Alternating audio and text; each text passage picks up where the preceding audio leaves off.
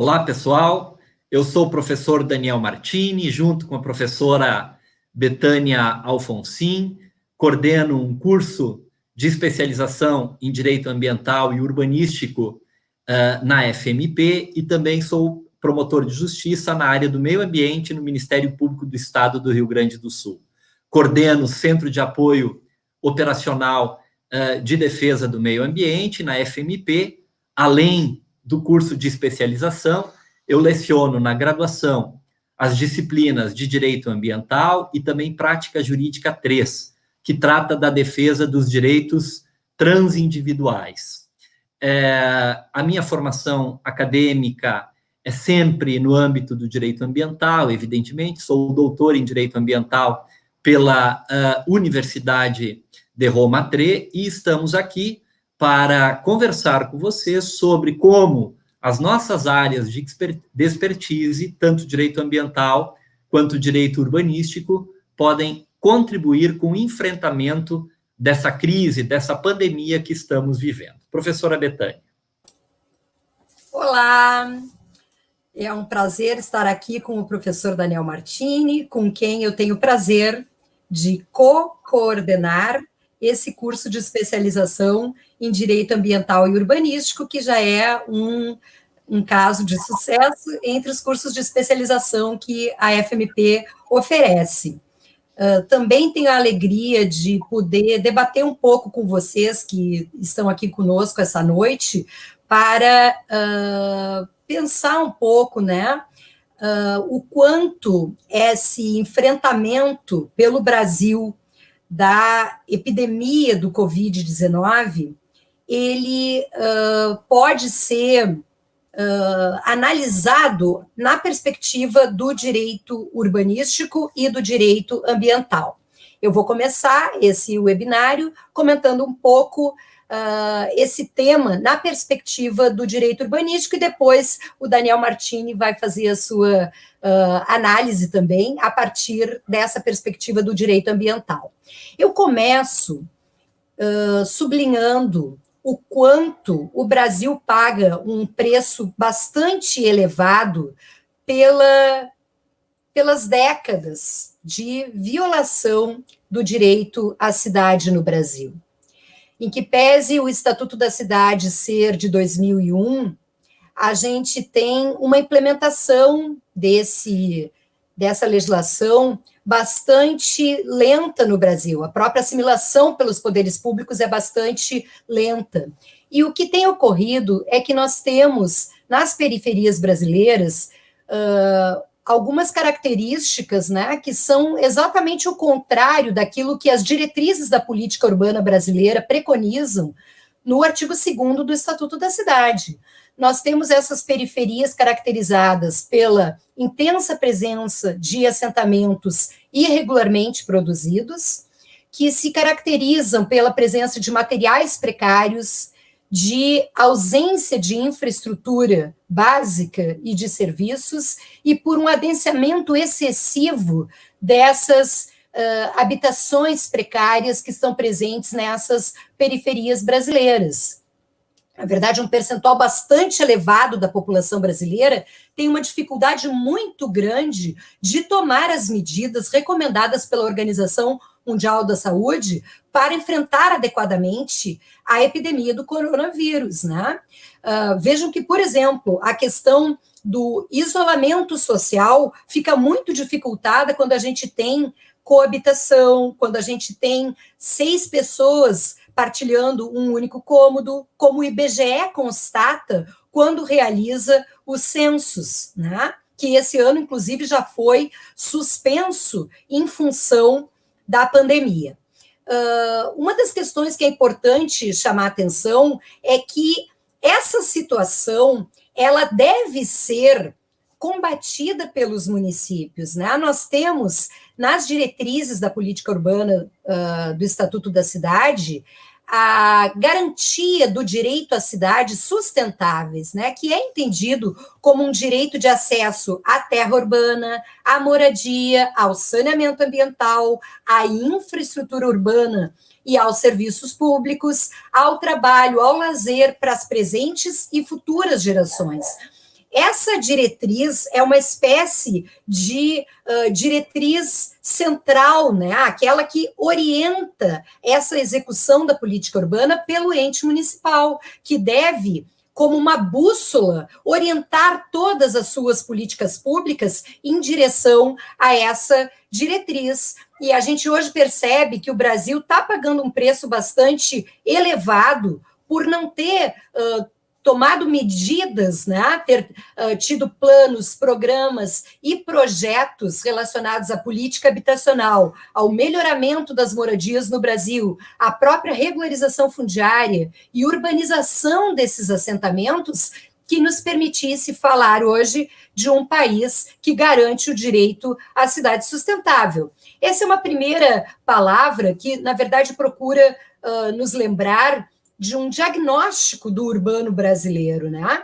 Isso, na verdade, a gente vai nos levar a ter uma experiência durante a pandemia que é bastante diferenciada de acordo com a classe social a que pertence a pessoa, né, que está procurando atravessar esse período de maneira adequada. As desigualdades territoriais presentes no território brasileiro, que dialogam com as desigualdades sociais, vão fazer com que a população de periferia e as populações de rua, por exemplo, que são populações bastante vulneráveis, né, ou em situação de vulnerabilidade social, tenham muito mais dificuldade de enfrentar essa epidemia, né, do Covid-19, ou pandemia, melhor dito, porque a própria Organização Mundial da Saúde caracterizou, né, o coronavírus como uma pandemia. Um segundo tema que eu gostaria de abordar diz respeito a um princípio constitucional muito caro ao direito urbanístico, que é o princípio da função social da propriedade. Vejam que a gente tem hoje uma série de desafios colocados, né, para os municípios brasileiros, que também poderiam estar enfrentando melhor esse momento se a gente tivesse tomado medidas de polícia administrativa em matéria urbanística que garantissem o cumprimento da função social da propriedade no Brasil. Vou dar um exemplo.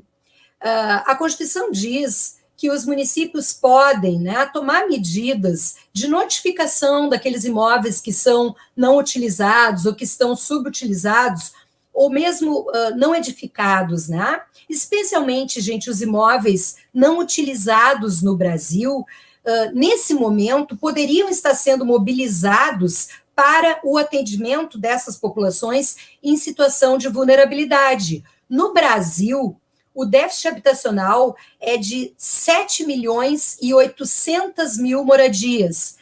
Assim, ó, na verdade, são 7 milhões de domicílios, né, que são inadequados no Brasil, onde eu tenho essa presença de adensamento excessivo, de infraestrutura precária, ou então, gente, de aluguel excessivo, né? E o que acontece? Nós temos, ao mesmo tempo, 700 mil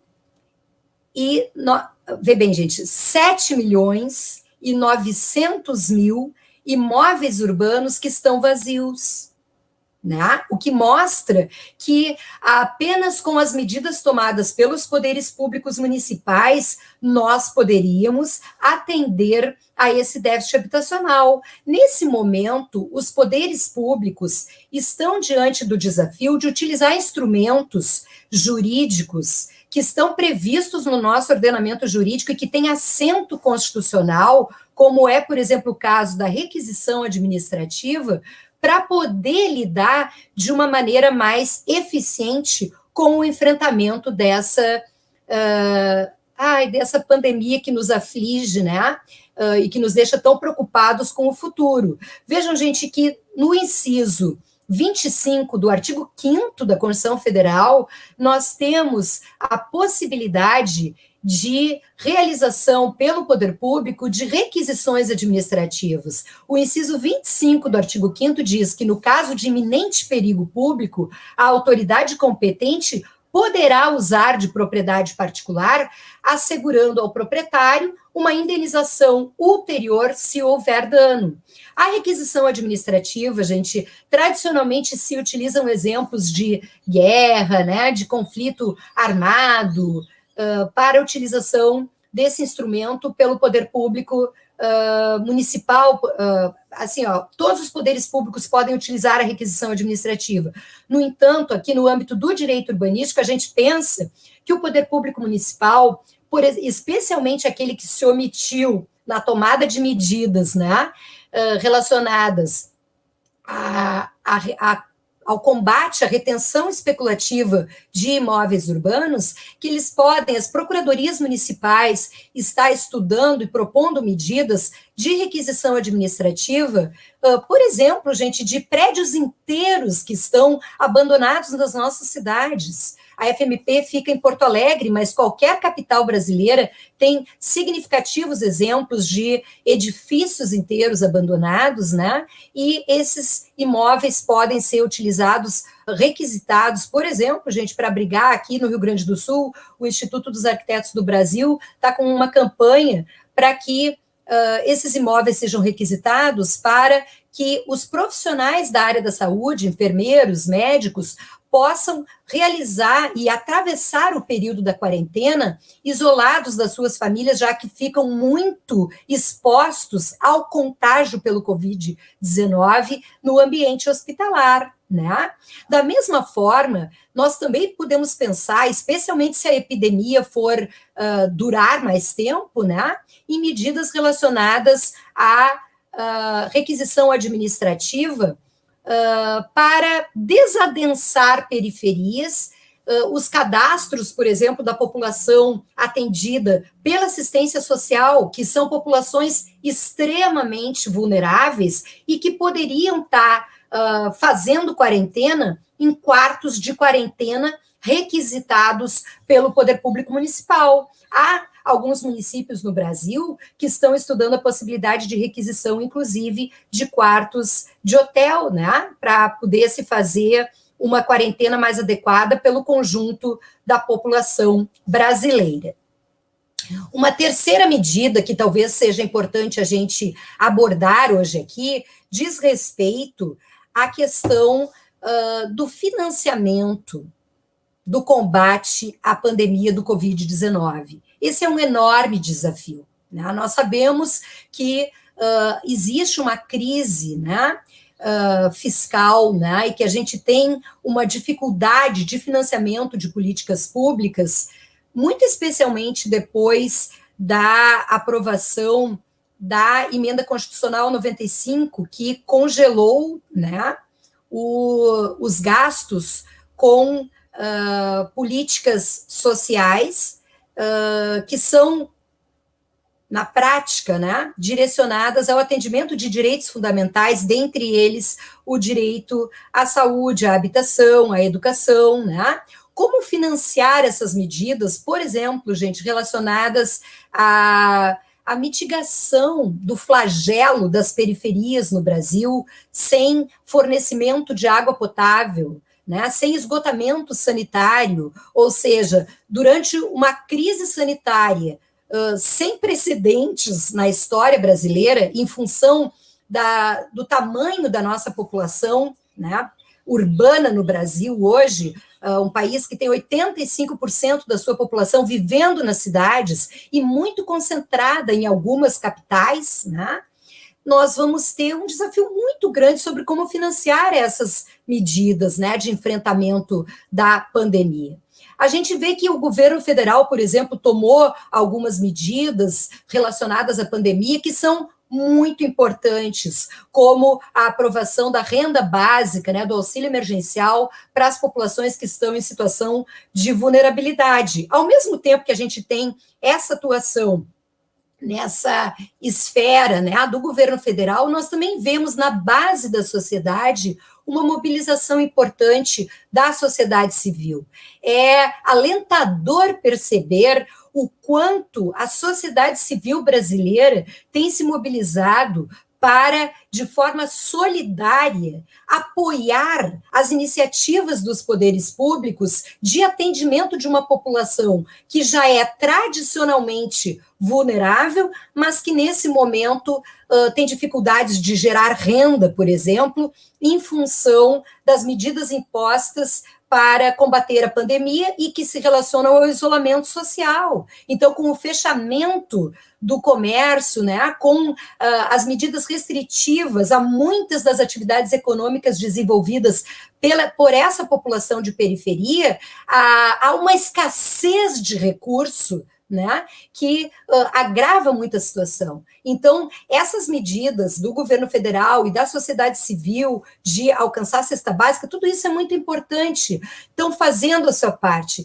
No entanto, o ente municipal, as cidades podem fazer mais. E acho que esse é um tema com o qual o direito urbanístico tem uma grande contribuição a dar, né?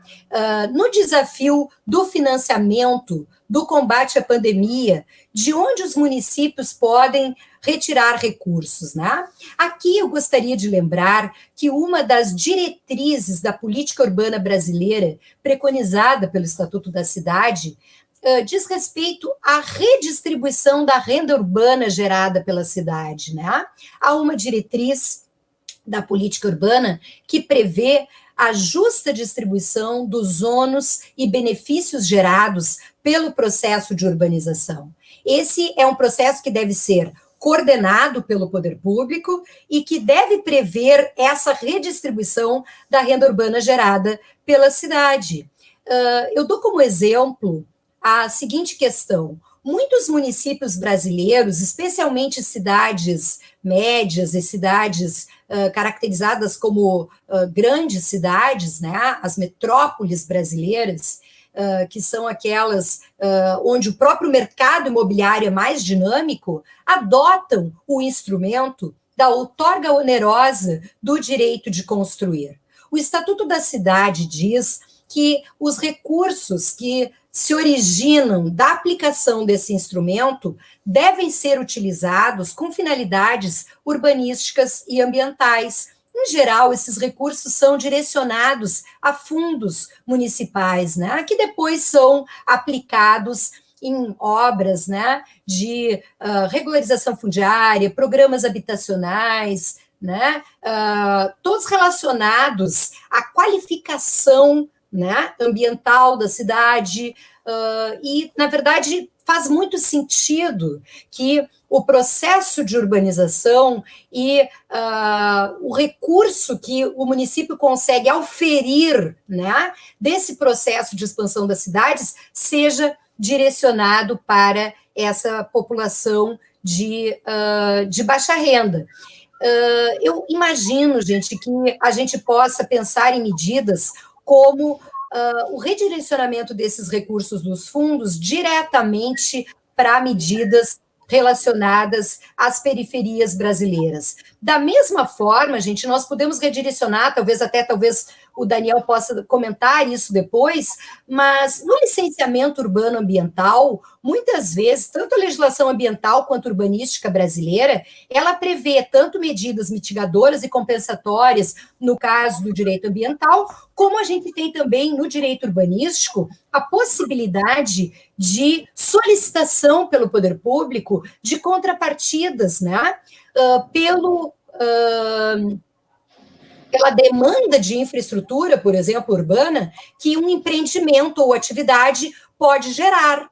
Essas contrapartidas, gente, muitas vezes são propostas como medidas relacionadas, por exemplo, à duplicação de avenidas, à construção de uma praça, a implantação de uma ciclovia, que são medidas adequadas em tempos de normalidade. No entanto, gente, nós estamos vivendo um período excepcional. E, nesse momento, seria bastante adequado que os municípios pensassem em redirecionar essas contrapartidas que se originam do licenciamento urbano ambiental para obras emergenciais nas periferias das cidades. Nós temos vilas, né? Vila ou favela, né? No Brasil, que são atendidas por carro-pipa, que não tem fornecimento de água potável. Vê bem, gente, quando a principal medida é lave as mãos com água e sabão. Vê bem, gente, essas periferias têm o direito de ter essas contrapartidas direcionadas para essas obras emergenciais, né? Tanto de fornecimento de água potável, investimentos em obras emergenciais de saneamento, né, onde eu tenho esgoto correndo, acesso a céu aberto. Então, a gente deve direcionar essas contrapartidas pensando na universalização do acesso à água potável, que é um direito humano, né, previsto por todo o ordenamento jurídico de direito internacional, e também ao abastecimento de água e a coleta de esgotos, né? Finalmente, porque já falei demais e todos nós queremos ouvir o Daniel Martini, eu gostaria de dar uma palavra sobre a questão do direito à moradia no Brasil, né? A gente tem, nesse momento, né, por força dessa acelerada disseminação do coronavírus, né, no mundo, a gente tem observado que muitos países têm adotado medidas excepcionais de proteção à moradia, o que está muito de acordo com os tratados internacionais, né, que protegem o direito humano à moradia adequada. Essa é uma estratégia importante de controle da propagação do coronavírus no globo todo, né? E muitos países têm tomado medidas exemplares.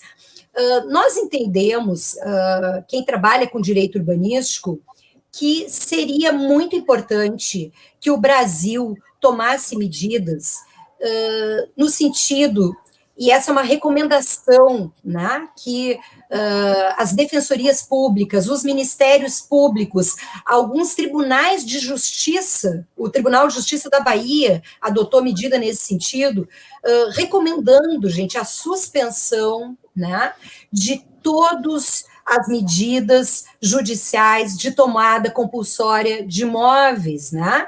Especialmente aqueles que são utilizados por população de baixa renda no Brasil. Enquanto a gente não tiver superado as medidas de isolamento social que são recomendadas pelas autoridades sanitárias do país. Imaginem que caos a promoção de um despejo num contexto como esse, especialmente no caso de conflitos fundiários de natureza coletiva, né? Desde a promulgação do Código de Processo Civil, né, novo, a gente tem já todo um olhar para essa questão dos conflitos possessórios que envolvem multidões, né, que envolvem um conjunto de famílias. Então, nesse sentido, para não colocar em risco tanto as famílias que estão envolvidas nesses conflitos fundiários e que têm, às vezes, populações bastante vulneráveis, né, envolvidas aí, idosos, pessoas com deficiência, gestantes, crianças, é muito importante que os agentes públicos tenham esse cuidado e que, especialmente, o Poder Judiciário preveja essa suspensão do cumprimento de medidas, por exemplo, de mandados, de reintegração de posse, de despejos em caso de situações envolvendo aluguéis, etc. Né? Eu acho que essas são medidas que poderiam contribuir enormemente com o combate à pandemia no Brasil, muito especialmente nas periferias brasileiras, né? Eu acho que a gente tem que ter esse olhar de empatia nesse momento. A gente está num período da história da humanidade em que a gente vai ter que pensar, né, que, independentemente das hierarquias sociais que se estabelecem, né, nas nossas sociedades, nós estamos em um mesmo barco, porque a saúde é pública. Isso nunca esteve tão claro. O que é o conceito de saúde pública? Não adianta eu, Betânia, ficar isolada adequadamente na minha casa se a gente tiver uma proliferação do vírus nas periferias brasileiras. Então, isso tem que ser olhado de maneira especial e os poderes públicos devem adotar medidas de garantia do direito à cidade no Brasil. Então, com isso, eu encerro a minha participação aqui e estou ansiosa para ouvir Daniel Martini e as medidas que o direito ambiental também pode nos trazer, né, nos brindar para apoiar a sociedade brasileira no enfrentamento do Covid-19 no Brasil. Daniel, tudo contigo. Muito obrigado, professora Betânia. Nossa, uma verdadeira aula de direito urbanístico, né? Ao mesmo tempo, professora Betânia que desvenda uma realidade muito dura, uma realidade triste, né? O ambiente das nossas cidades. Também a sua fala é alentadora, porque revela que nós temos alternativas, que nós temos já instrumentos adequados, sobre os quais eu também quero falar um pouco depois. Nós temos já instrumentos adequados, tanto no direito urbanístico quanto no direito ambiental, que podem contribuir positivamente para o enfrentamento dessa crise. Então, a sua fala é alentadora, professora Betânia. Muito obrigado. Ao mesmo tempo, lança um desafio muito grande, porque com toda a sua didática, com todo o seu conhecimento, falar depois da professora Betânia é sempre um desafio, professora. Muito bem. Eu gostaria, então, de dividir a minha fala em duas partes principais, né? Sempre na perspectiva do direito ambiental e a sua possível contribuição para o enfrentamento dessa crise. Eu quero trazer aqui, num primeiro momento, algumas verdades, algumas constatações, o que nós temos, o que nós observamos. E depois, no passo seguinte, quero trazer também algumas perspectivas, mais com viés de necessidade, propriamente dito, do que aquilo que, de fato, pode acontecer, mas aquilo que precisa acontecer sob a ótica do direito ambiental para evitar que crises como essas voltem a acontecer. Muito bem. A primeira verdade que eu quero trazer a vocês, que eu quero colocar em discussão aqui, é sobre a interface do meio ambiente com a saúde humana e também, como decorrência lógica, a interface do direito ambiental com o direito sanitário.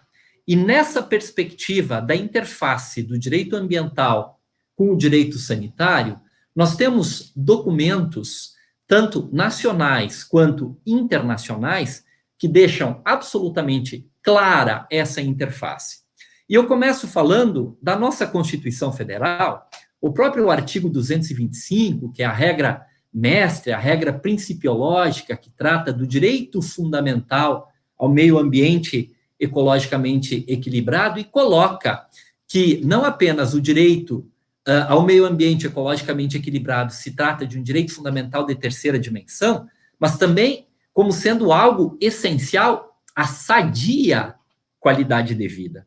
Porque a vida que a Constituição Federal tutela não é a simples vida, é a vida digna. Aliás, um dos fundamentos da República Federativa do Brasil, isso está expresso no artigo 1º da Constituição Federal, é a dignidade da pessoa, ou seja, a Constituição Federal tutela a vida digna e não apenas a vida.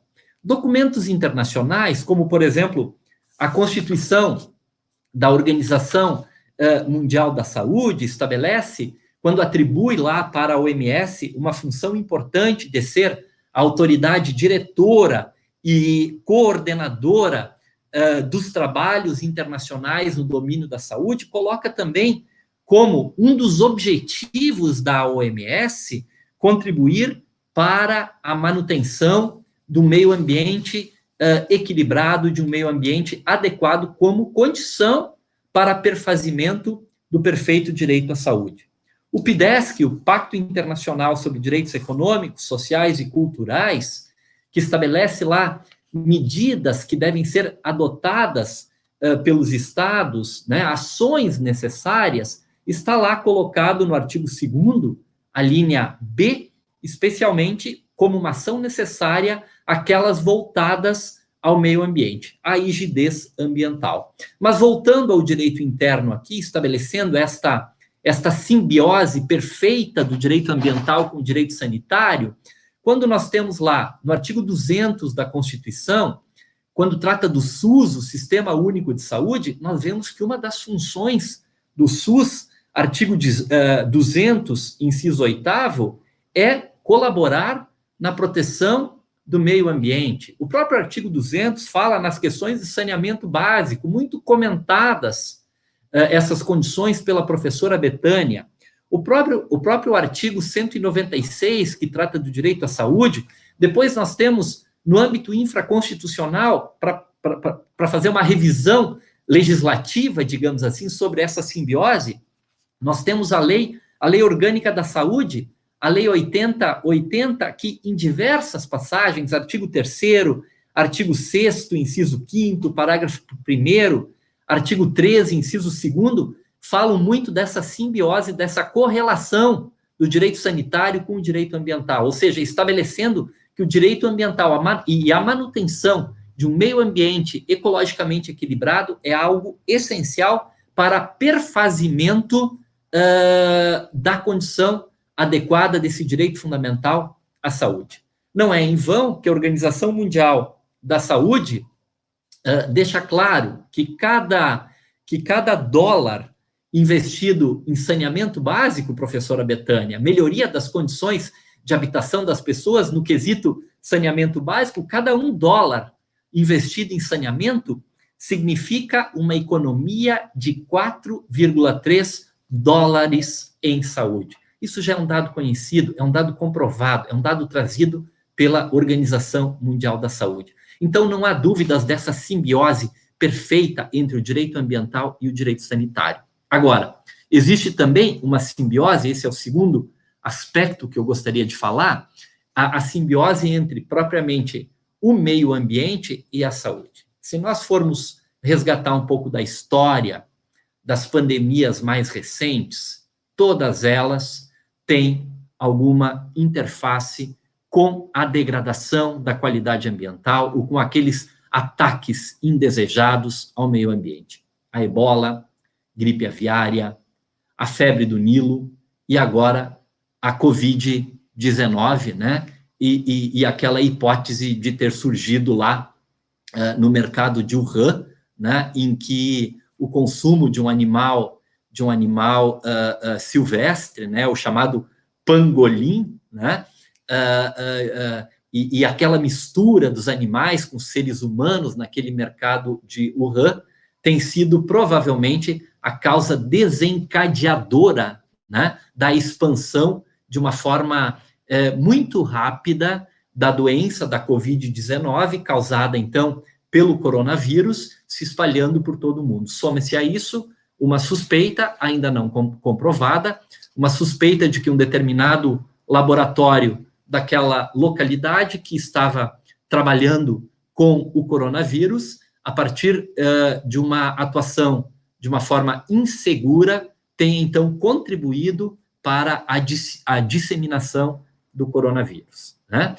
Então, uma relação muito direta do ataque da questão ambiental com a disseminação muito rápida dessa doença. Por outro lado, né, a partir do surgimento do coronavírus, da doença do Covid-19, nós observamos a partir da parada, a partir da paralisação das atividades, do isolamento social, nós estamos observando alguns fenômenos que merecem aqui uma referência. Por exemplo, uma redução muito forte da poluição nos centros urbanos, sobretudo pela paralisação, ou pela redução, né, do uso de veículos que tem na sua base combustíveis fósseis, o petróleo. Só aqui em Porto Alegre, da onde falamos, né, dados comprovam, professora Betânia, uma melhoria de 22% da qualidade do ar. Mas isso não se observa apenas aqui em Porto Alegre. No Brasil e no mundo, isso é um fenômeno que está se observando.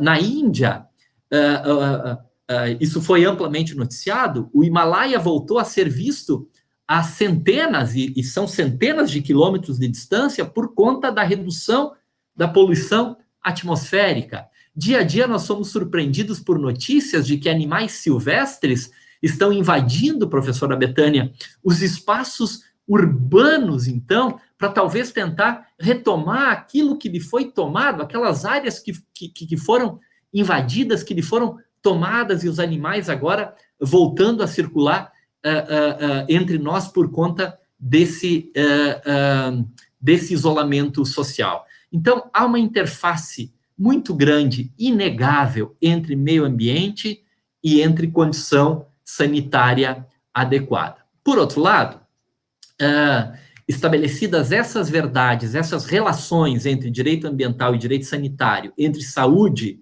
e meio ambiente, há uma outra verdade, que é uma verdade muito triste, professora Betânia, que certamente também se observa no âmbito do direito urbanístico. E a professora Betânia nos deu uma aula aqui sobre os instrumentos do direito urbanístico, pois o que nós estamos observando, lamentavelmente, no Brasil hoje, é, a partir de uma afirmação muito forte do direito ambiental como disciplina, tanto no âmbito internacional quanto no âmbito nacional, o que nós estamos observando agora, e isso perpassa governos, professora Betânia, nós estamos observando um enfraquecimento do direito ambiental e dos seus instrumentos. São reveses que o direito ambiental está tomando e que eu espero que, a partir da percepção desta interferência da condição ambiental nessa pandemia, possa também reverter esse viés de enfraquecimento do direito ambiental, a partir dessa percepção da necessidade,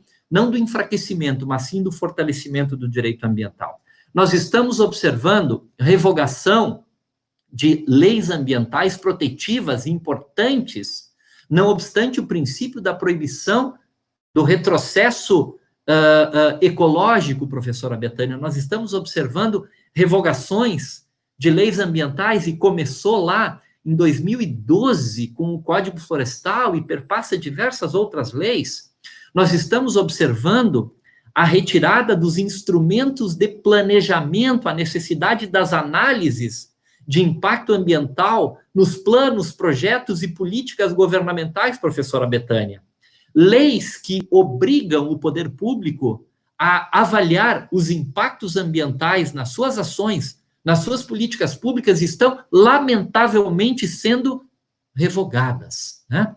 Estamos vendo agora, e aí eu quero citar aqui a aprovação recente do Estatuto da Liberdade Econômica, professora Betânia, que tem gerado uma onda, né, de novos instrumentos que afastam o Estado das suas funções de controle, de fiscalização, do exercício do poder de polícia. Muitos estados, Rio Grande do Sul é um desses casos, vem a aprovar leis que estabelecem, por exemplo, o licenciamento ambiental, não apenas simplificado, mas um licenciamento ambiental por simples adesão e compromisso, também chamado de autolicenciamento, em que o Estado cada vez mais se afasta dessa sua função primordial de exercer o poder de polícia, exercer as tarefas de fiscalização na concretização desse direito fundamental ao meio ambiente ecologicamente equilibrado.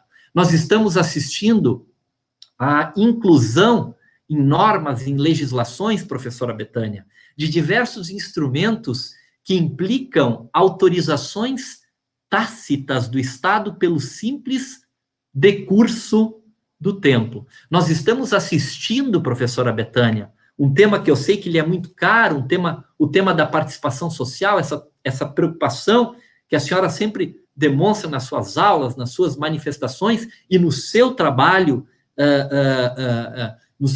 profissional também, a questão da redução da participação popular. Nós estamos observando, professora Betânia, nas estruturas de participação na tomada das decisões ambientais. Então, essas são algumas verdades, né, que escancaram um viés de baixa, digamos assim, uma redução da importância, a retirada da importância do direito ambiental, da preocupação do resguardo das condições ambientais para garantir condições mínimas ambientais, sanitárias, no âmbito do espaço urbano, também como um viés não só do direito ambiental, mas também de que cuida o direito ambiental, professora Betânia. Mas nem tudo são má notícias. Nós temos também perspectivas. E eu coloco mais essas perspectivas como necessidades. Acredito que essas perspectivas possam se concretizar. Isso vai depender de uma conscientização de todos. E eu não falo apenas dos governantes, porque o problema é de todos. Nós temos alguns indícios de não, sobretudo aqui no Brasil, de não aprendermos com grandes tragédias. Por exemplo, nós tivemos o incêndio da Boate Kiss, nós aprovamos leis como se isso fosse a única e a última tábua de salvação, né? Aprovamos leis endurecendo as questões de combate a incêndio e tudo mais, professora Betânia. Logo depois, nós tivemos um outro desastre, uma outra tragédia, que foi o incêndio do Ninho do Urubu. Parece que não aprendemos com a primeira.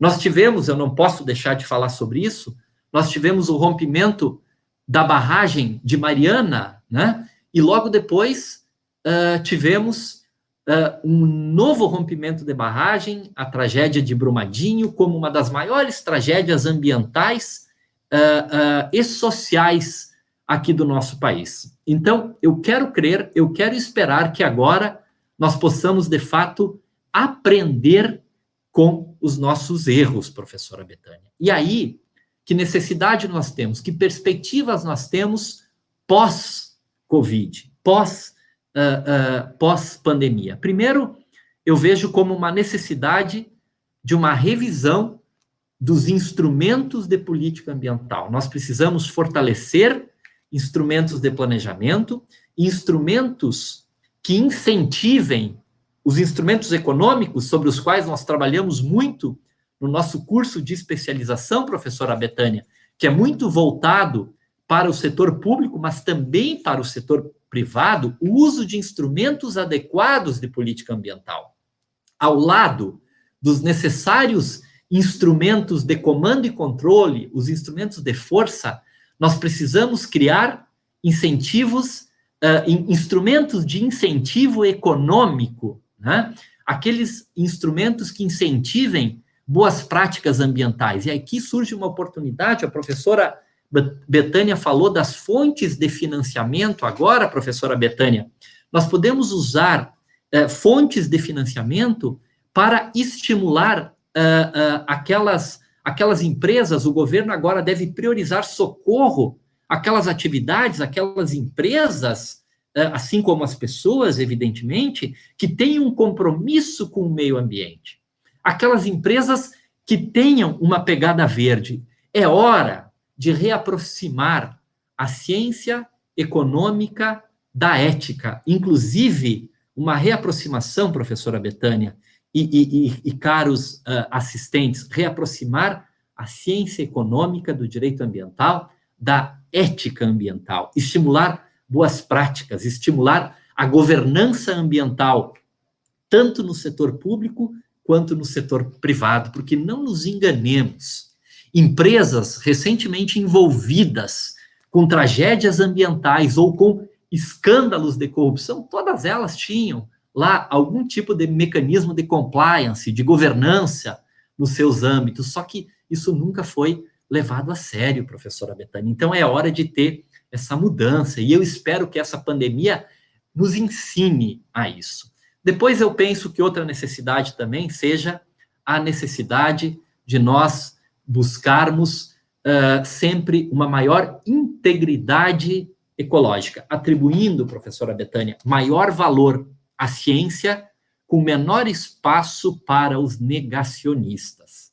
a questão das mudanças climáticas. Essa pode ser uma grande crise que se avizinha. Hoje, nós já sentimos os efeitos das mudanças climáticas e muitos negam a interferência humana nessas mudanças climáticas. Mas essas mudanças climáticas estão caminhando, estão percorrendo um caminho muito perigoso que podem gerar efeitos ainda mais trágicos, ainda mais catastróficos, contribuindo, inclusive, com a disseminação de doenças e muitas outras pandemias. Nós precisamos compreender que o mundo todo está conectado em todas as suas dimensões. A chamada era da globalização. Nós podemos ver a velocidade com que esse vírus se disseminou ao longo do mundo. Se não levarmos a sério políticas de saneamento, professora Betânia, investimento em saneamento básico para melhorar a vida das pessoas, resíduos sólidos, né, o reaproveitamento dos resíduos, o cuidado com aquelas populações mais vulneráveis que prestam relevante serviço ambiental, catadores, por exemplo, que medidas os municípios devem adotar para estímulo aos catadores, não só para viabilizar essa atividade, mas também para prevenir agora ocorrências de contaminação. Tudo isso precisa ser pensado e pensado de uma forma muito mais séria. Nós precisamos pensar numa forma de agirmos com muito mais solidariedade. Enfim, professora Betânia, eu já termino aqui. Nós precisamos pensar num conjunto de medidas públicas e privadas, das medidas mais simples, que passam pelas ações das pessoas, das empresas, das corporações, como, por exemplo, adotar novas atividades que dispensem deslocamentos. Nós estamos aprendendo com isso, inclusive, esse momento aqui de debate virtual é um momento em que nós estamos dispensando deslocamento físico das nossas casas, estamos realizando uma atividade de debate, um debate bastante aprofundado que dispensa deslocamento. É certo que as pessoas já estão ávidas, por exemplo, por sair desse momento de isolamento, e vai haver, eu quero crer, é preciso que haja uma maior valorização das áreas naturais, né? Menos ar-condicionado, mais janelas abertas, professora Betânia. As pessoas estão ávidas por espaços verdes, por espaços naturais preservados, e eu tenho certeza que as pessoas valorizarão muito mais a partir daqui. Uma redução desse consumismo exagerado, professora Betânia, valorização das coisas mais simples, aquelas coisas que realmente importam, né? Uma nova ética ambiental, professora Betânia, reduzir, por exemplo, o uso de animais como cobaias, experiências com animais. Nós precisamos ter maior segurança biológica nas pesquisas que o governo realiza, que as corporações realizam. Enfim, eu me alongo demais, professora Betânia. Eu quero lhe devolver a palavra, porque a sua fala escancara, né, o acerto também lá do nosso curso de especialização, quando nós estamos intercalando o direito ambiental com o direito urbanístico. Quando nós falamos de instrumentos, quando fala no direito à cidade sustentável, isso pressupõe uma série de fatores, pressupõe o saneamento ambiental.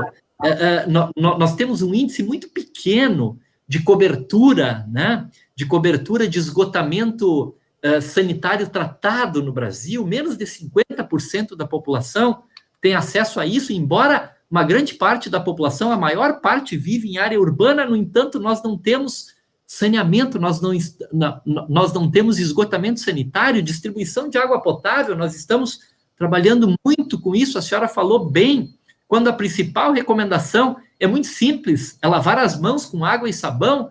Nós estamos, e lá na atividade do Ministério Público, estamos fazendo isso, cobrando das empresas, das companhias de saneamento que garantam o abastecimento da população. Isso é muito importante. Acho que essa é uma questão que aproxima, né, o direito ambiental e o direito urbanístico, com certeza. quando eu falava, né, da suspensão dos despejos, Daniel, desculpa eu te interromper, mas essa questão de que as companhias, as concessionárias, né, deixem de cobrar, por exemplo, a água nesse período, né, acho que é algo bastante importante e que nos aproxima. Desculpa, professor, ter lhe interrompido, mas só porque tinha essa condição e foi encantador lhe ouvir, porque efetivamente a gente tem uma interface muito importante do direito urbanístico e do direito ambiental nesse momento, né?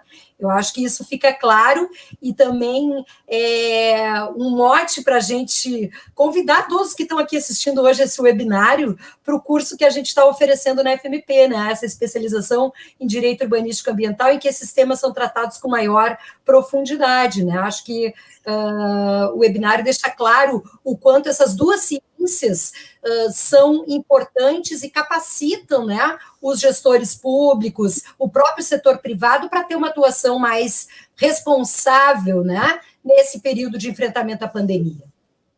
Não há dúvida, professora Betânia, a sua intervenção abrilhanta e traz luzes aqui.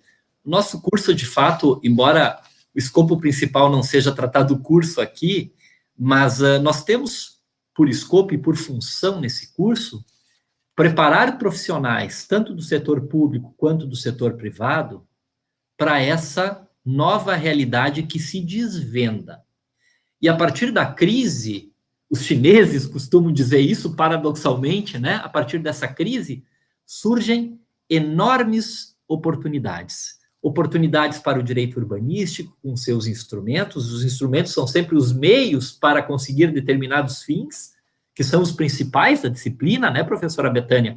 Assim como os instrumentos do direito ambiental são meios para atingir determinados fins. Quais fins? Aqueles fins prometidos pela nossa Constituição Federal, de um alto nível de proteção ambiental, do direito à cidade sustentável, do direito a um espaço urbano sustentável, e isso nós trabalhamos muito e discutimos muito no nosso curso de pós-graduação. Mas, professora Betânia, só para concluir, então, essa fala, para lhe devolver a palavra, para encerrar, já que estamos nos alongando demais aqui, chama a atenção uma legislação recente que trata da lei da REURB, que a senhora fala muito dos espaços urbanos ocupados de uma forma indevida ou não regulares, inclusive que implicam vedações ao fornecimento de serviços públicos para não consagrar a irregularidade. E aí eu não quero lhe perguntar, mas eu gostaria de lhe ouvir muito sobre isso. Nós temos uma lei, por exemplo,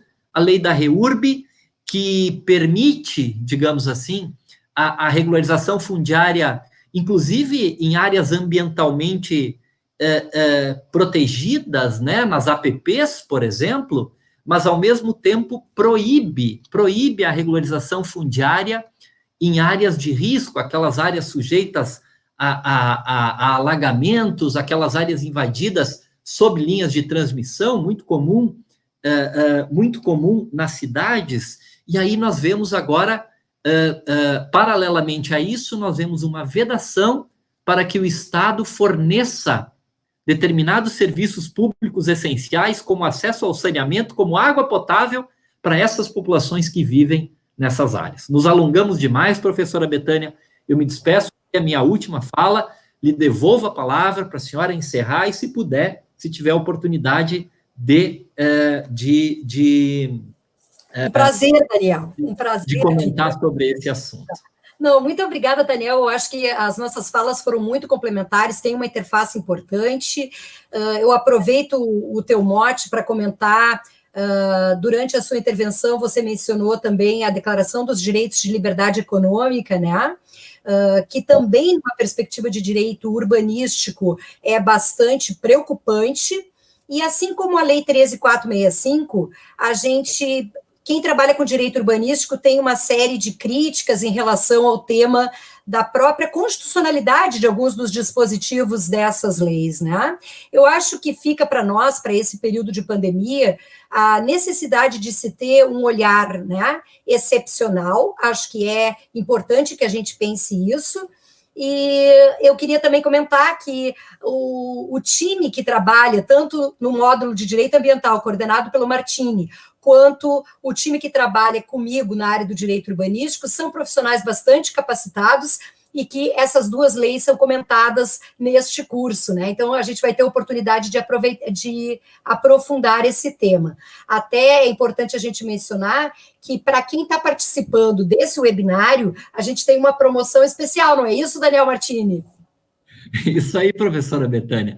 Aqueles que estão participando conosco aqui também, nós vamos disponibilizar no chat aqui um cupom de desconto, aqueles que quiserem se inscrever no nosso curso de especialização, que é sempre bem-vindo nesse momento muito particular de redução das atividades, redução de renda. Então, a FMP colabora também, cumpre aqui a sua função social, professora Betânia, em conceder cupom de desconto a todos aqueles que queiram se juntar a nós e discutir essas questões importantes, aprofundar essas questões importantes que nós discutimos aqui.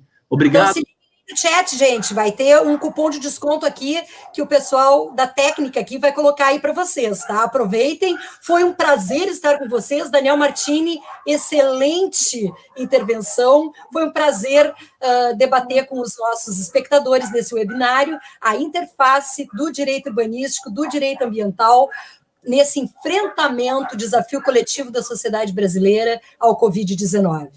Um abraço, até o próximo. Muito bom, professora Betânia, excelente, muito obrigado. Obrigado a todos os que estão nos acompanhando. Obrigado a todos.